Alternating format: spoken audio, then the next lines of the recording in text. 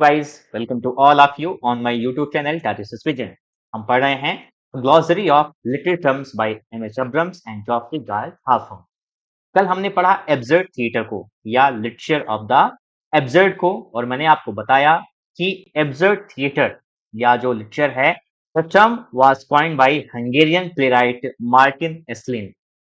और क्यों आता है ये टर्म एग्जिस्टेंस में? क्योंकि माना यह गया कि सेकेंड वर्ल्ड वॉर के बाद क्या होता है, ह्यूमन लाइफ जो होती है इट बिकम्स इसेंशियली एब्सर्ड।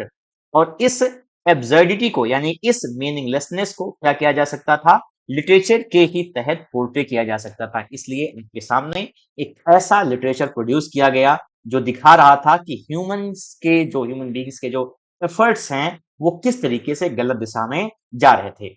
अभी तक हमें बहुत ग्लोरीफाई किया जा रहा था, लिटरेचर के जरिए बहुत अच्छी एपिक्स हमारे ऊपर लिखी गई, जहां पर यह माना गया कि ह्यूमन बींग्स जो हैं वो फेयरली रेशनल क्रीचर्स हैं और वो अपने आप को डिफीट में भी ग्लोरीफाई करने के कैपेबल हैं।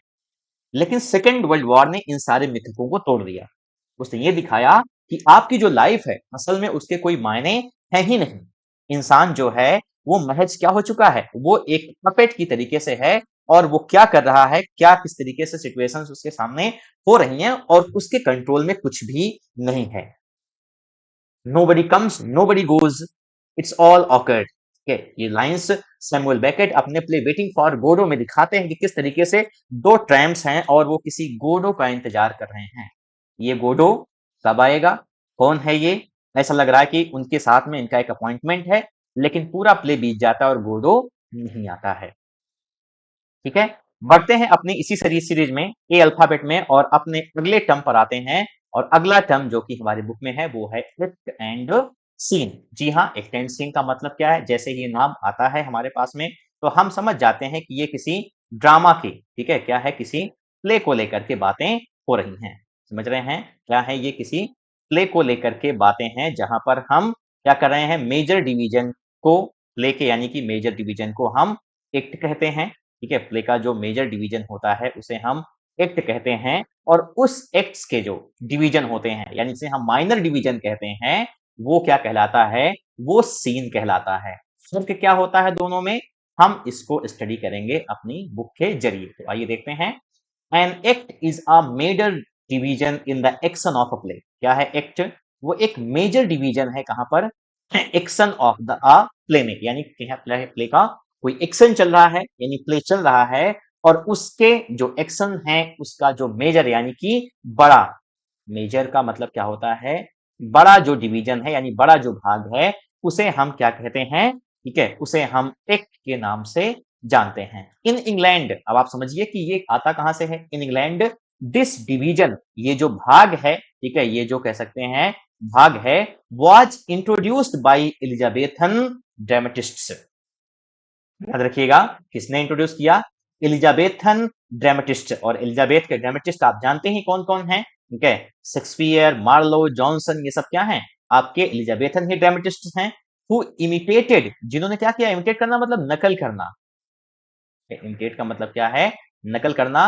और आप मुझे बताएंगे कि अरिस्टोटल ने ग्रीक में इमिटेशन के लिए कौन सा वर्ड दिया हुआ है? समझ रहे हैं कौन सा वर्ड दिया है, ये आप मुझे बताएंगे। Who imitated ancient Roman plays, जिन्होंने क्या किया, एंशिएंट यानी प्राचीन रोमन प्लेज को इमिटेट किया by structuring the action into 5 acts. अब आप समझिए, एम.एच. अब्रम्स पढ़ने के यही फायदे हैं कि अभी तक आप सिर्फ एक्ट और सीन के बारे में जानते थे, लेकिन अब ये किताब आपको ये बता रही है कि ये जो 5 एक्ट्स का जो डिवीजन है वो असल में आता है कहां से, रोमन्स से आता है। आपसे क्वेश्चन पूछा जा सकता है कि एलिजाबेथन जो ड्रामेटिस्ट से उन्होंने 5 एक्ट्स में अपने प्लेस को डिवाइड किसके बेसिस पे किया? तो आंसर आपका क्या होगा, रोमन प्लेस को उन्होंने क्या किया, इमिटेट किया और इस तरीके से अपने प्ले का स्ट्रक्चर 5 भागों में किया। समझ रहे हैं, जैसे शेक्सपियर के जो प्लेज हैं वो एक पैराबोलिक स्ट्रक्चर के तहत होते हैं, 1 2 3 4, ठीक है, 5 एक्ट में डिवीजन का होता है। पहला जो एक्ट होता है वो किसका काम करता है, एक्सपोजिशन का। पहला क्या होता है, एक्सपोजिशन का काम करता है, यानी चीजें एक्सपोज होती हैं पहले एक्ट में। दूसरा एक्ट जो है वो क्या करता है, वो राइजिंग एक्शन का काम करता है। कैसा एक्शन?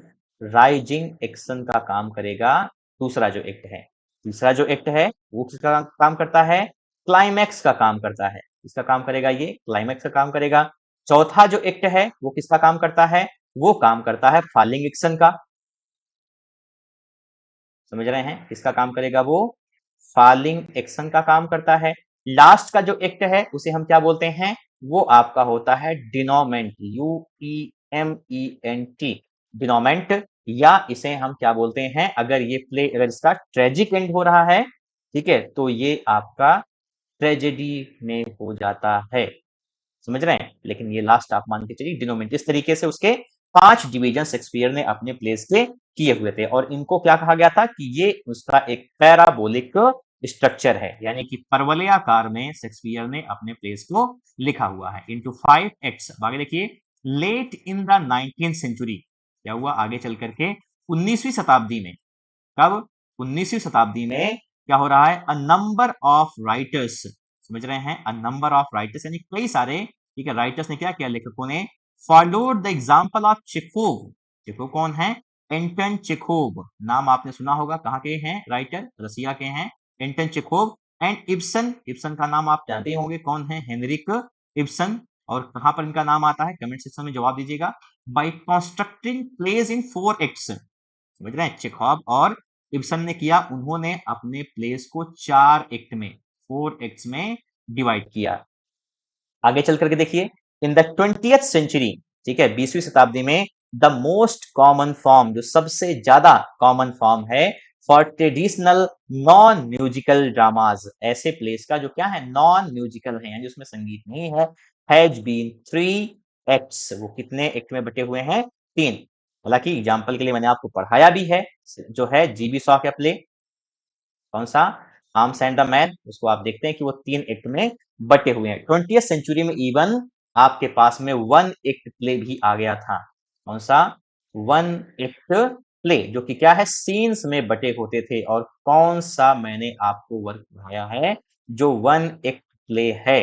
मुझे कमेंट सेक्शन में इसका जवाब दीजिएगा, ठीक है। मूक दर्शक बने नहीं रहना है, आपको पार्टिसिपेट भी करना है इसके आंसर्स में। आगे चलिए देखते हैं।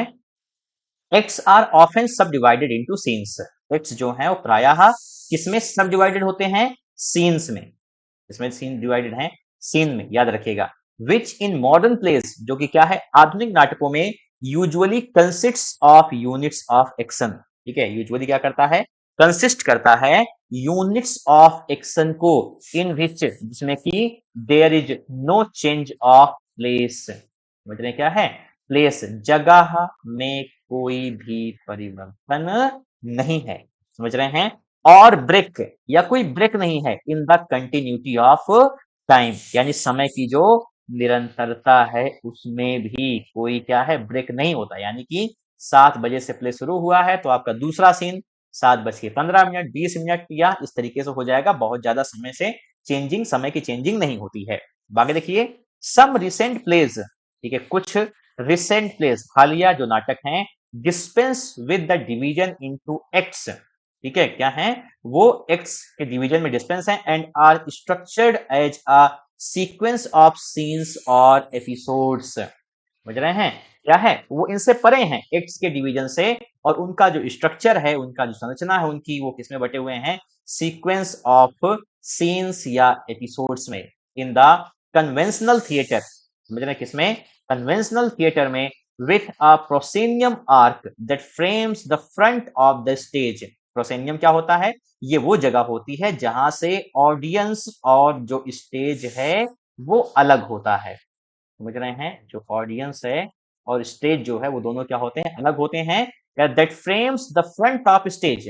प्रोसेनियम आर्क आपका क्वेश्चन हो सकता है, याद रखिएगा, आपसे क्वेश्चन पूछा जा सकता है, प्रोसेनियम आर्क क्या है? समझ रहे हैं? प्रोसेनियम आर्क क्या है? तो आप जवाब देंगे कि प्रोसेनियम आर्क क्या है? The front of the stage, यानी स्टेज का आगे वाला हिस्सा, ठीक है। The end of a scene क्या होता है? प्रोसेनियम आर्क में जब कोई सीन खत्म होता है तो the end of a scene is usually indicated, प्रायः इसे दर्शाया जाता है कैसे? By a dropped curtain. समझ रहे हैं? पर्दा गिराया जाता है और a dimming of the lights, या जो लाइट्स हैं, रोशनी जो है उसको डिमिंग मतलब धीमा कर दिया जाता है और आप जान जाते हैं कि सीन ये वाला एंड हो गया। समझ रहे हैं?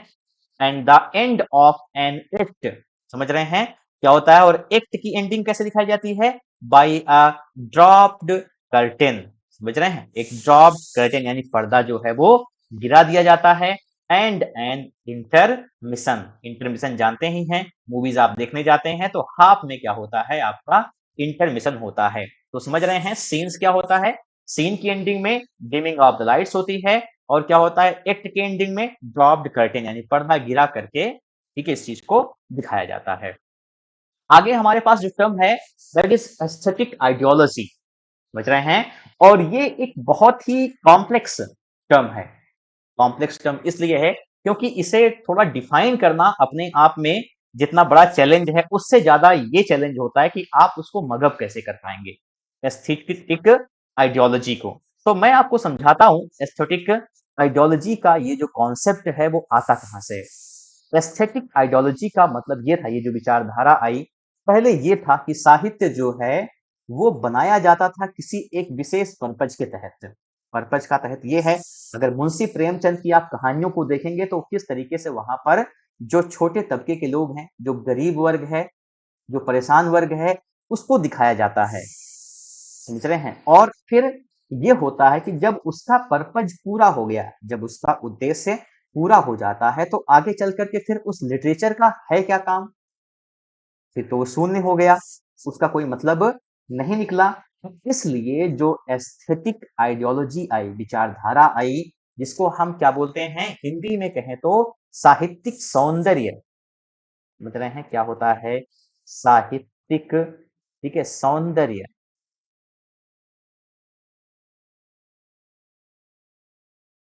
साहित्यिक सौंदर्य। और अगर इसको अगर हम इंग्लिश में बात करें, आप इसकी मतलब समझिए कि क्या होता है?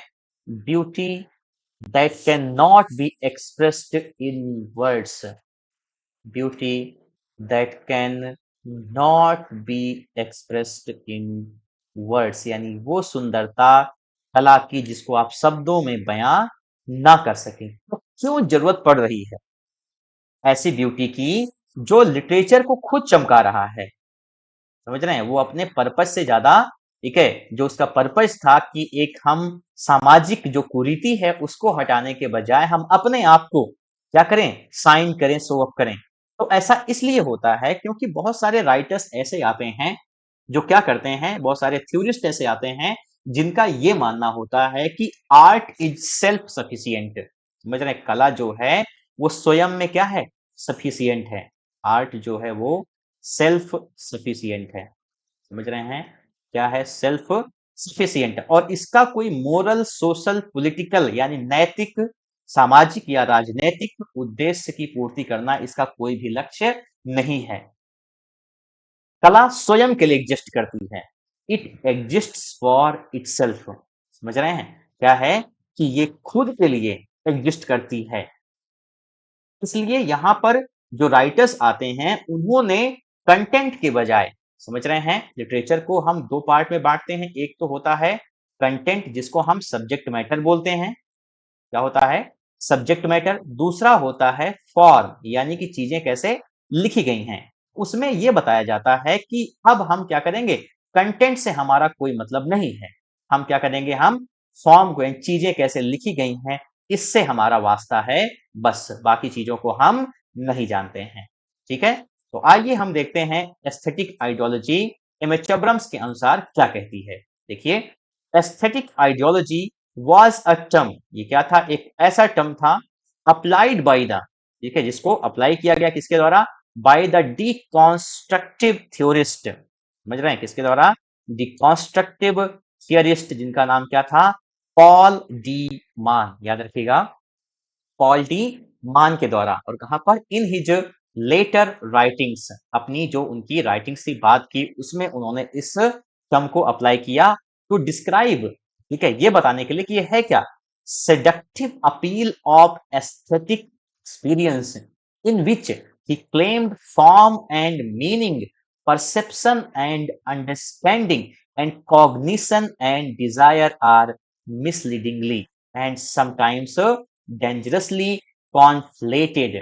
समझ रहे हैं क्या बता रहे हैं कि देखिए कि seductive appeal of aesthetic experience, समझ रहे हैं यानी कि जब आप लिटरेचर को पढ़ते हैं, साहित्य को आप पढ़ते हैं, तो जो आपका क्या हो रहा है, एक सेडक्टिव अपील हो रही है और किसको लेकर के, एस्थेटिक एक्सपीरियंस यानी आपके वो अनुभव जिसको आपने लिटरेचर के तहत महसूस किया है, इन विच जिसमें उन्होंने बताया कि क्लेम उनका दावा हुआ कि फॉर्म और मीनिंग जो है, समझ रहे हैं, फॉर्म और मीनिंग यानी कि जो अर्थ है, परसेप्शन आपका जो नजरिया है, और अंडरस्टैंडिंग मतलब जो आपकी समझ है, एंड कॉग्निशन मतलब चीजों से रूबरू होना, पहचान करना, एंड डिजायर आर मिसलीडिंगली, समझ रहे हैं ये सब क्या है, मिसलीड करने वाली चीजें हैं, समझ रहे हैं, ये आपको क्या करेंगी, गलत जो है जगहों पर ले जाएंगी, समझ रहे हैं क्या है, ये आपको गलत जगहों पर ले जाएंगी, एंड सम टाइम डेंजरसली, और कभी कभी क्या होता है, बहुत खतरनाक तरीके से कॉन्फ्लिक्टेड का मतलब कंबाइन होती हैं, समझ रहे हैं क्या होती हैं, बहुत ही डेंजरस तरीके से कंबाइन होती हैं, सच अ कॉन्फ्लेशन, और ऐसा अगर कोई कॉम्बिनेशन है, समझ रहे हैं, ऐसा कोई कॉम्बिनेशन है, ही हेल्ड तो उनका मानना था, is manifested in some formulations of Nazi politics as an artful remaking of the state, ठीक है, अगर ऐसा परसेप्शन और अंडरस्टैंडिंग को लेकर के चलेंगे, कॉग्निशन और डिजायर को लेकर के चलेंगे, तो ये सब कुछ इस तरीके से हो जाएगा, मैनिफेस्टेड मतलब ऐसा शो करेगा कहां पर, फॉर्मुलेशंस ऑफ नाजी पॉलिटिक्स, ठीक है, जैसे नाजीवाद फैलाया जा रहा था कहां पर, artful remaking of the state, जहां पर हम क्या कर रहे थे, राज्य को अपने हिसाब से बना रहे थे, ठीक है, यानी वहां पर क्या है, जो यहूदीस को भगाया गया, जबरदस्ती जो है हम क्या कर रहे हैं, वहां से उनको निकाल रहे हैं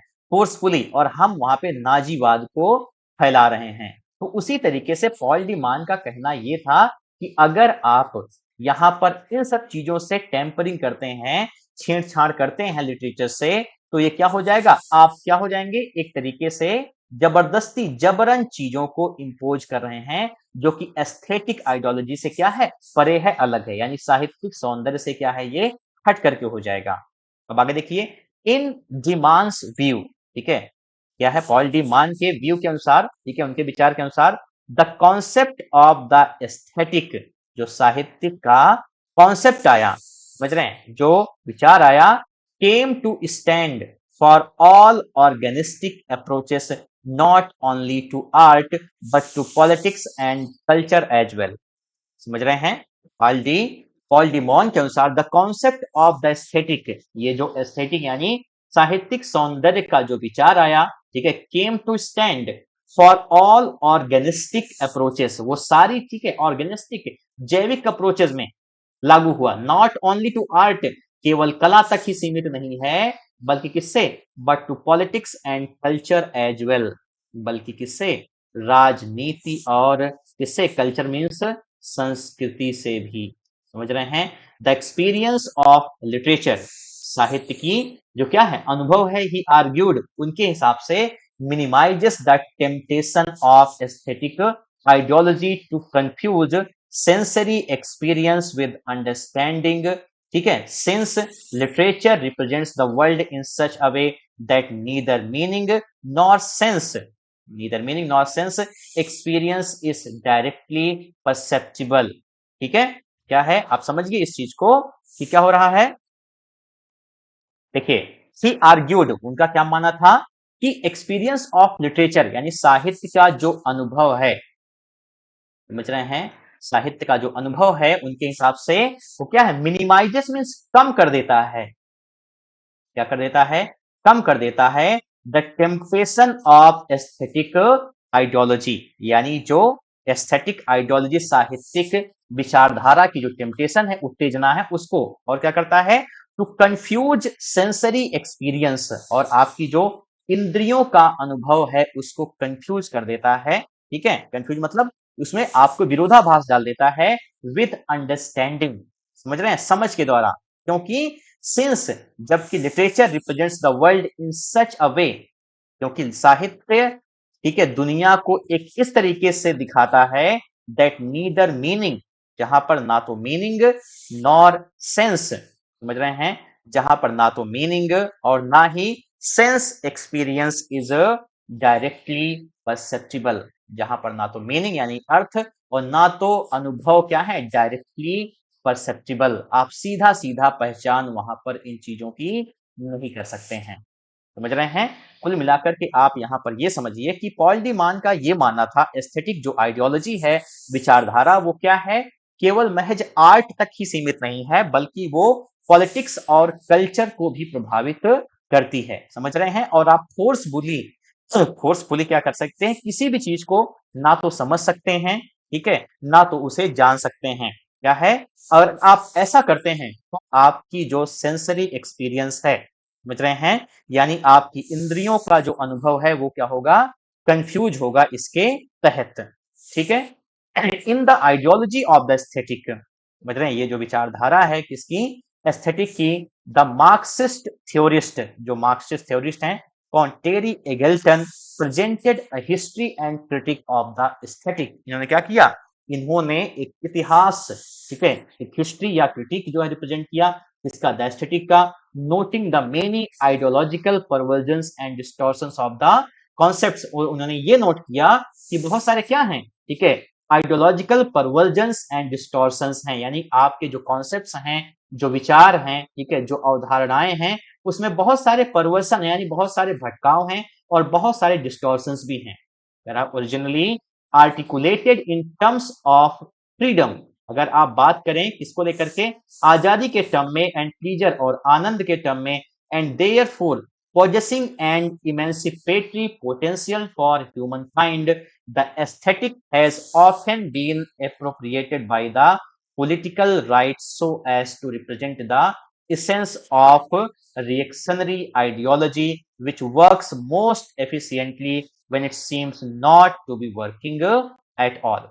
समझ रहे हैं क्या इनका कहना है, देखिए, originally articulated in terms of freedom and pleaser, समझ रहे हैं, ठीक है, इसको विशेषतया जो, ठीक है, सच में कहां पर आर्टिकुलेट किया गया, in terms of freedom and pleasure, आजादी और आनंद के अनुसार, एंड देयरफॉर, और इसलिए, possessing and emancipatory potential for humankind, अगर आप मानवता को लेकर के ऐसा कोई पोटेंशियल आपके पास, ठीक है, तो the aesthetic has often been appropriated by the political right, तो जो एस्थेटिक है उसे हमेशा क्या किया जाता है, बीन एप्रोप्रिएटेड, ठीक है, उसे जोड़ा जाता है बाय द पॉलिटिकल राइट, समझ रहे हैं, राजनैतिक राइट से, so as to represent the essence of a reactionary ideology, ताकि वो क्या कर सके, रिप्रेजेंट कर सके essence of a reactionary ideology को, which works, जो काम करती है most efficiently when it seems not to be working at all, ठीक है, जो दिखाती है ये बिल्कुल भी काम नहीं करती है। आते हैं अगले टर्म पे, एस्थेटिसिज्म। अब देखिए, in his Latin treatise entitled Aesthetica, अपनी लैटिन वर्क, इसमें जिसका टाइटल क्या है, एस्थेटिका टाइटल है, 1750 में, द जर्मन फिलोसोफर, समझ रहे हैं, जर्मन फिलोसोफर अलेक्जेंडर बॉमगार्टेन, इनका नाम क्या था, अलेक्जेंडर बॉमगार्टेन, अप्लाइड द टर्म एस्थेटिका। ये आपके लिए सवाल हो सकता है कि कहाँ के फिलोसोफर थे, ठीक है, जिन्होंने क्या किया, एस्थेटिका टर्म को अप्लाई किया, तो जर्मन फिलोसोफर थे Alexander Baumgarten. To the arts, कहां पर, कला पर, of which the aesthetic end is the perfection of sensuous cognition as such this is beauty. देखिए, ये सबसे बड़ी चीज है, अभी तक आपने जो भी कुछ यहाँ पर पढ़ा, जितने भी आपके कंफ्यूजन्स थे, वहां पर आपका ये आकर के क्लियर होता है, जहां पर अलेक्जेंडर बॉमगार्टेन ये कह रहे हैं कि क्या हो रहा है, देखिए, कि to the arts of which the aesthetic end, यानी किसी भी कला का जो एस्थेटिक एंड मीन्स क्या है, जो गोल है, ठीक है, कोई जो साहित्यिक लक्ष्य है आपका, क्या है, is the perfection of sensuous cognition, समझ क्या है, एक पूर्ति है किसको लेकर के, सेंसुअस कॉग्निशन को लेकर के, यानी आपकी जो इंद्रियों की आइडेंटिफिकेशन उसको लेकर के, as such this is beauty, जैसा कि क्या है, सुंदरता को लेकर के है। इन प्रेजेंट यूजेस, आज के यूजेस की अगर बात करें, तो एस्थेटिक्स, ये जो एस्थेटिक्स है,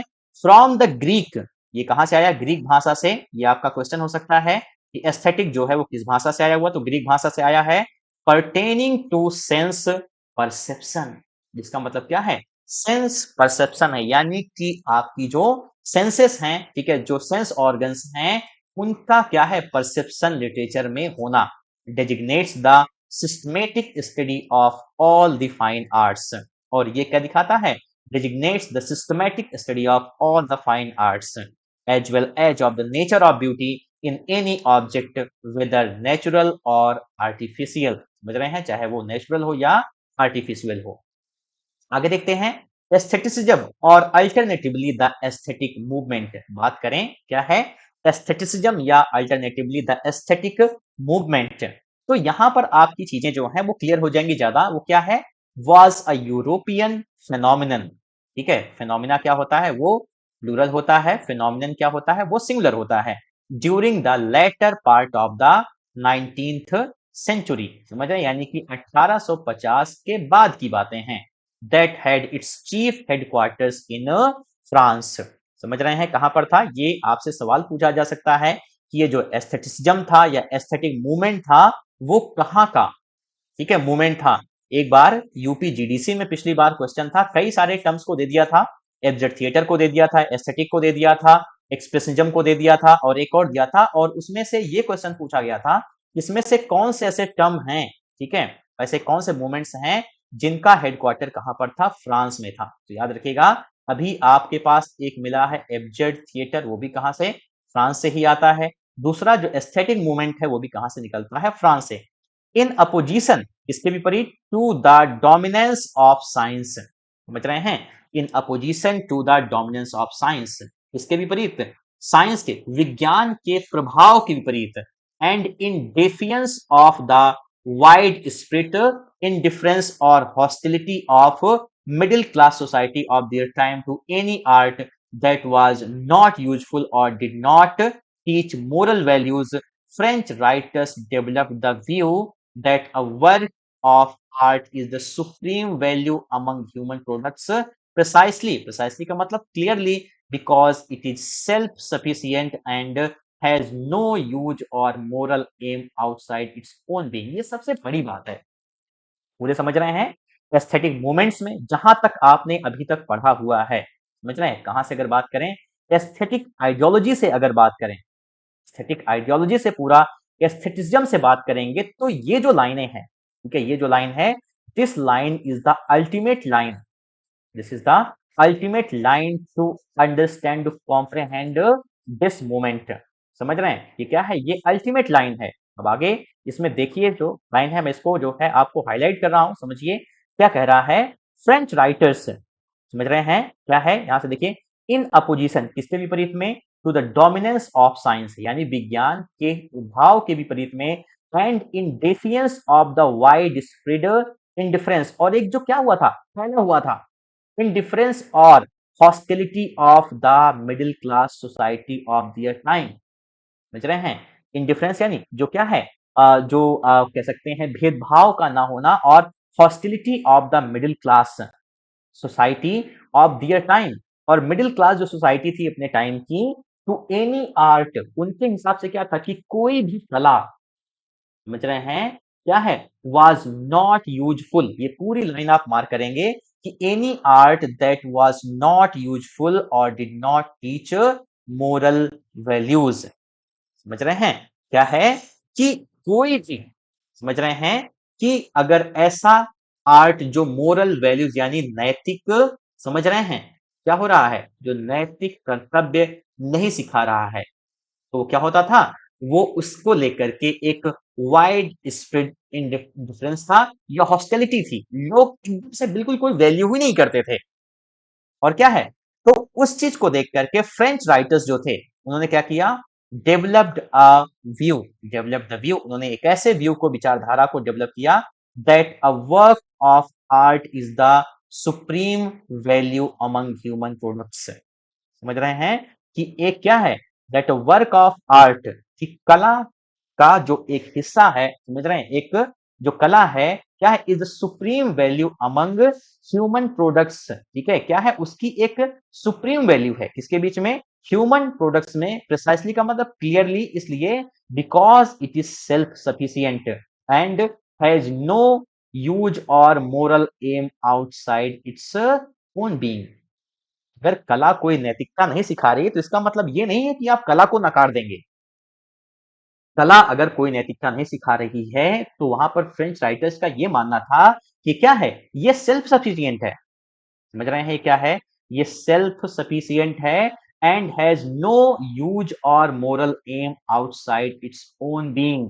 अब आप समझ रहे हैं क्या है, इसका कोई भी, समझ रहे हैं क्या है, कि कोई भी मोरल एम, कोई भी नैतिक लक्ष्य इसको छोड़ करके नहीं है। वो कुछ भी आपको सिखाने का, आपको सुधारने का कोई उसका उद्देश्य नहीं है, वो खुद में मस्त है। कला क्या है, सेल्फ सफिशिएंट है। एस्थेटिज्म का मतलब क्या है, जो आर्ट है वो क्या है, सेल्फ सफिशिएंट है। The end of a work, end का मतलब क्या, गोल, समझ रहे हैं। The end of work of art is simply to exist in its formal perfection, समझ रहे हैं। और क्या है, that it is to be beautiful, सुंदर होना है, एंड टू बी कंटेम्पलेटेड, और क्या है, इसको सोचा जाना है, as an end in itself. समझ रहे हैं, ये बहुत ही इंपॉर्टेंट लाइन है पूरी इसकी, आप समझ लीजिए कि जो कला है, द एंड ऑफ वर्क, किसी कला का जो उद्देश्य है ना, वो क्या है, सिंपली टू एग्जिस्ट, समझ रहे हैं, वो क्या है, एग्जिस्ट करना है, अस्तित्व में होना है, इन इट्स फॉर्मल परफेक्शन, समझ रहे हैं, औपचारिक पूर्ति है उसकी बस, समझ रहे हैं। That is to be beautiful, और इसे सुंदर होना है, एंड टू बी कंटेम्पलेटेड, और सोचा जाना है, as an end in itself, की कला जो है ना, इसका कोई गोल नहीं है। समझिए इस बात को कि जो कला है इसका कोई लक्ष्य नहीं है, कला अपने आप में एक लक्ष्य है। समझ रहे हैं क्या है, कला का अपना कोई भी लक्ष्य नहीं है, कला क्या है, कला खुद एक लक्ष्य है, समझ रहे हैं। यानी वो किसी भी राजनैतिक, सामाजिक, आर्थिक पर्पज को वो सर्व नहीं करेगी। कला खुद के लिए बनी है, वो किसी की, ठीक है, किसी चीज को लेकर के इंप्रूवमेंट करना, उसमें दिखाना, नैतिकता, ये सब करना, ये सब उसका कोई भी काम नहीं है। समझ रहे हैं, इस लाइंस को आप, इन लाइन को हाईलाइट करेंगे, the end of work of art is simply to exist in its formal perfection, और क्या है, that is to be beautiful and to be contemplated as an end in itself, समझ रहे हैं। और ये क्या है, ये सेल्फ सफिशिएंट है, इसका कोई भी मोरल एम, समझ रहे हैं, इसका कोई भी moral aim outside its own being नहीं है, समझ रहे हैं। अ रैलिंग क्राई, समझ रहे हैं, एक railing cry of aestheticism became the phrase, समझ रहे हैं। और कौन सी फ्रेज हुई, आई आ ओ आई आर्ट, ये फ्रेंच वर्ड है जिसका मतलब क्या है, आर्ट फॉर आर्ट सेक। अभी तक क्या था, ह्यूमनिज्म जो टर्म था, समझिए इस चीज को, अगर मैं आपको समझाऊं, ह्यूमनिज्म जो था, तो ह्यूमनिज्म ने मानवतावाद की चीजें सिखाई। कला क्या है, वो आपको सिखा रही है कि किस तरीके से मैकबेथ बेचारा वाल्टिंग एम्बिशन के चक्कर में मारा जा रहा है। तो वो हमें क्या सीख दे रही है कि मानव के अंदर महत्वाकांक्षा नहीं होनी चाहिए। हेमलेट क्या हो रहा है, वो जो है सस्पिशन, सॉरी सस्पिशन नहीं, वो क्या है, उसके अंदर, ठीक है, डाउट को लेकर के है, दुविधा में है कि मारे कि ना मारे। इनडिसिसिवनेस की जो क्वालिटी है, इंसान को इनडिसिसिवनेस की क्वालिटी से दूर रहना चाहिए। हम किंग लियर को देखते हैं, तो किंग लियर के मामले में क्या है, ठीक है, वो आ, उसका जो ट्रेजिफ्ला है वो क्या है, कि वो फ्लैटरी पसंद करता है। तो इंसान को फ्लैटरी, चापलूसी नहीं पसंद करनी चाहिए। ओथेलो है, उसकी जिलसी है, तो इंसान के अंदर जिलसी नहीं होनी चाहिए। लेकिन अब जो कला आई, उसका ये सब कुछ नहीं था। ये जो फ्रेंच राइटर्स थे, इन्होंने ऐसी विचारधारा ही डेवलप की कि कला आपको कुछ सिखाए या ना सिखाए, आप उसमें कोई क्या है, ठीक है, मोरल वैल्यू ना ढूंढे। ये क्या है, सुप्रीम वैल्यू है खुद में अमंग ह्यूमन प्रोडक्ट्स में, यानी इंसान जो कुछ भी बनाया है उसमें इसकी वैल्यू क्या है, सुप्रीम है। और कला का काम क्या है, ठीक है, ये आपको कुछ सिखाए या ना सिखाए, लेकिन कला क्या करेगी, आर्ट जो है वो खुद को डेकोरेट करेगी, खुद को सजाएगी। आर्ट फॉर लाइफ से काम नहीं है। पहले का जो लिटरेचर था वो हमें क्या सिखाता था? आर्ट फॉर लाइफ सेक, यानी जो है कला क्या है? वो जीवन बचाती है, जीवन सिखाती है। लेकिन अब आर्ट फॉर आर्ट सेक की जगह पर एक नया टर्म आ चुका था और वो क्या था? सॉरी, आर्ट फॉर लाइफ सेक की जगह पर एक नया टर्म आता है उसके कंट्रास्ट में, और that is art for art sake, यानी कला सिर्फ कला के लिए एग्जिस्ट करेगी। तुमको ढूंढना है, मतलब तुम ढूंढो। समझ रहे हैं? द हिस्टोरिकल रूट्स ऑफ एस्थेटिज्म, अगर आप बात करें ऐतिहासिक जड़ों की, किसकी? एस्थेटिज्म की, तो are in the views proposed by the German philosopher Immanuel Kant. समझ रहे हैं? तो कहां पर है वो? ठीक है, जर्मन फिलोसोफर जो इमैनुअल कांट थे, उनका जो वर्क है क्रिटिक ऑफ जजमेंट, यहां पर दैट द प्योर, उनका हिसाब से क्या है? प्योर यानी कि जो पवित्र, साफ, ठीक है, aesthetic experience consist of a disinterested contemplation of an object that pleases for its own सेक। समझ रहे हैं कि क्या है? कि जो, समझ रहे हैं, प्योर एस्थेटिक एक्सपीरियंस है वो कहां पर है?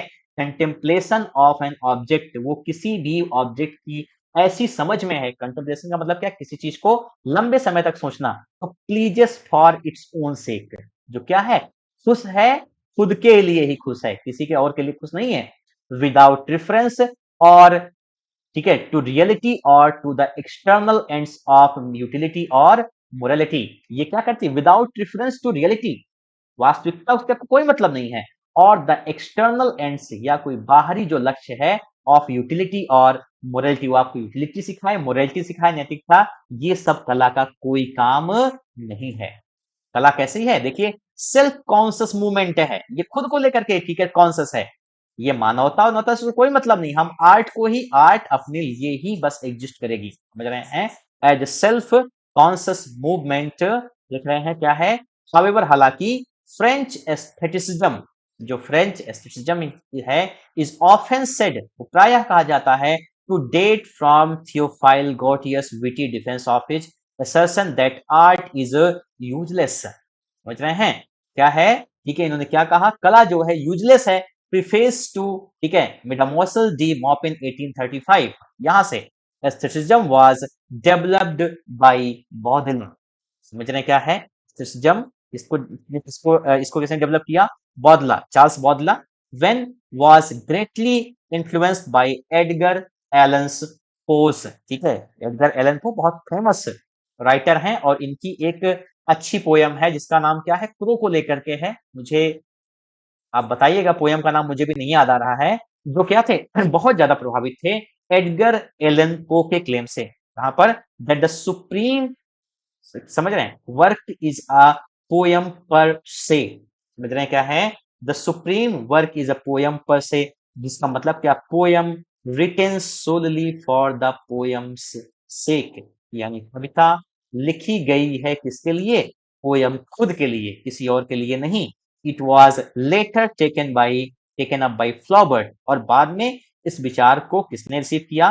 फ्लॉबर्ट ने ले लिया। ठीक है, और किसने? मालामी एंड मेनी अदर राइटर्स, और भी कई सारे राइटर्स ने, इन एक्स एक्सट्रीम फॉर्म, अगर बात करें इसके सबसे विशेष फॉर्म, चरम फॉर्म को, the aesthetic doctrine of art for art's sake. ठीक है, तो ये जो एस्थेटिक डॉक्ट्रिन आया, सिद्धांत आया, इसका आर्ट फॉर आर्ट सेक का, तो उसने क्या किया? वीड इनटू, वीड इनटू का मतलब क्या होता है? Change direction, change direction. तो इसने दिशा दशा मोड़ी किसको लेकर के? Into the moral and quasi religious doctrine of life for art sake. समझ रहे हैं? समझिए, the aesthetic doctrine of arts for art sake veered into, ये जो आपका आर्ट फॉर आर्ट सेक का जो मूवमेंट आया ना, वीड इनटू, ये किससे होकर के मुड़ा? समझिए, veered into the moral and quasi religious doctrine of life for art sake. पहले हमारे पास जो एक मौत, सॉरी, मोरल मीन्स क्या है? नैतिक। हमारे पास क्या था? एक नैतिक, और क्वाजी मतलब सीमिंगली धार्मिक, यानी धार्मिक प्रतीत होता हुआ सिद्धांत था, जो क्या था? लाइफ फॉर आर्ट सेक, यानी कला का काम क्या है? ठीक है, वो doctrine of life for art sake, यानी कला का काम क्या है? वो जीवन बचाना है। आर्ट फॉर आर्ट सेक नहीं, लाइफ फॉर आर्ट सेक, और of life conducted as a work of art. समझ रहे हैं? ये क्या है? ठीक है, और ऑफ लाइफ कंडक्टेड, समझ रहे हैं? ये क्या क्या है यहाँ पे? लाइफ कंडक्टेड, हाँ, as a work of art, की जिंदगी किससे बंधी है, कला से बंधी है, with the artist represented as a priest, और जो आर्टिस्ट हैं, कलाकार हैं, वो क्या हैं, उनको प्रेजेंट किया गया कैसे, एक पुजारी के जैसे, who renounces the practical concerns, जो क्या करते हैं, प्रैक्टिकल कंसर्न्स को छोड़ देते हैं, ऑफ वर्ल्डली एग्जिस्टेंस, यह संसारिक जो मोह माया है, in the service of what, किसकी सेवा में, what Flaubert and other called the religion of beauty, आपको कोई धर्म नहीं निभाना है, आपके पास सिर्फ एक धर्म है कि आप कला की सुंदरता को ही बनाए रखिए, आर्ट फॉर आर्ट सेक। अब आगे देखिए, the views of French aestheticism, ठीक है, जो फ्रेंच एस्थेटिसिज्म का व्यूज आया, were introduced into England, sorry Victorian England, by Walter Pater, ये क्वेश्चन आपका हो सकता है, ठीक है, कि जो फ्रेंच एस्थेटिसिज्म का एक कॉन्सेप्ट आया, उसको इंग्लैंड में किसने इंट्रोड्यूस किया, तो वो कौन है, वाल्टर पेटर ने, विथ हिज इम्फेसिस, ठीक है, जिन्होंने क्या किया, जोड़ दिया, on the value in art of high artifice and stylistic subtlety, समझ रहे हैं कि आप क्या करेंगे, आर्ट में हाई आर्टिफिस मतलब आप फॉर्म पर बहुत ज्यादा ध्यान देंगे, मीटर पर, इन सब चीजों पर ध्यान देंगे, his recommendation to crowds one's life with exquisite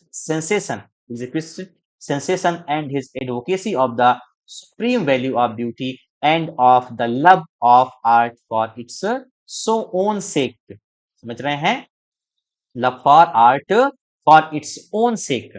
बाकी देखिए, the artistic and moral views of aestheticism were also expressed by Algernon Charles Swinburne, क्या है Swinburne, and by English writers of the 1890s such as Oscar Wilde, Arthur Symons, ये symbolist movement से भी जुड़े हुए थे, याद रखिएगा, and Lionel Johnson, as well as by the artist J M Whistler and Aubrey Beardsley, समझ रहे हैं, the influence of ideas stressed in aestheticism, especially the view of the autonomy of a work of art, यानी कि आप देखेंगे तो पूरी तरीके से आपको हर जगह पर यही दिखाया जा रहा है कि आर्ट की एस्थेटिसिज्म का मतलब क्या है, सेल्फ सफिशियंसी है, ठीक है, और क्या है, ऑटोनोमस होना है आर्ट का, आर्ट फॉर आर्ट सेक है, आर्ट फॉर लाइफ सेक नहीं है, the emphasis on the importance of craft and artistry, समझ रहे हैं, जोर किस पर है, कि क्राफ्ट और आर्टिस्ट यानी आर्ट को लिखा कैसे गया है उस पर महत्व देना है, and the concept of a poem और novel as an end in itself, और जो पोयम या किसी नॉवेल का जो कॉन्सेप्ट है वही लक्ष्य है, और as invested with intrinsic values, समझ रहे हैं, या इसको इन्वेस्ट किया गया किससे, इंट्रिंसिक वैल्यूज से, has been important in the writings of prominent 20th century authors such as W.B. Yeats, और ये सब क्या था, प्रोमिनेंट था, महत्वपूर्ण था, कब, 20th century authors जैसे कि W.B. Yeats, T. Hume and T.S. Eliot, as well as in the literary theory of the new critics, समझ रहे हैं, तो यहाँ पर इन लोगों ने क्या किया, समझ रहे हैं, कंटेंट के बजाय इस पे ध्यान दिया, अपना फोकस किया, फॉर्म पर अपना फोकस वो करते हैं, और कुल मिलाकर के अगर आप इसको समझने की कोशिश करिए, तो ये जो एस्थेटिसिज्म का मूवमेंट है, जो एस्थेटिक आपको सिखाया जा रहा है, उसका मतलब मैंने आपको शुरू में जो बताया हुआ था कि आर्ट क्या है, वो सेल्फ सफिशिएंट है, इसको किसी भी तरीके का सोशल, पॉलिटिकल या ठीक है इकोनॉमिक पर्पज सर्व नहीं करना है, आर्ट अपने आप को सजाएगा, वो दुनिया को सुधारने का उसके पास ठेका नहीं है, समझ रहे हैं, और आर्ट एक ऑटोनोमस बॉडी है, वो किसी भी इंसान को, वो उसकी जिंदगी पर क्या फर्क डाल रही है, क्या नहीं डाल रही है, इसका कोई भी मतलब नहीं है, और यही है आपका एस्थेटिक आइडियोलॉजी या एस्थेटिसिज्म जिसे हम कहते हैं, यानी कि साहित्यिक सौंदर्य, कला सिर्फ कला को यानी खुद को ही सजाएगी, ठीक है, तो इस क्लास को यहीं पर एंड करते हैं, मुझे लगता है आज के लिए इतना सफिशियंट है, मिलते हैं अपनी अगली क्लास में, thank you so much for watching, have a good day.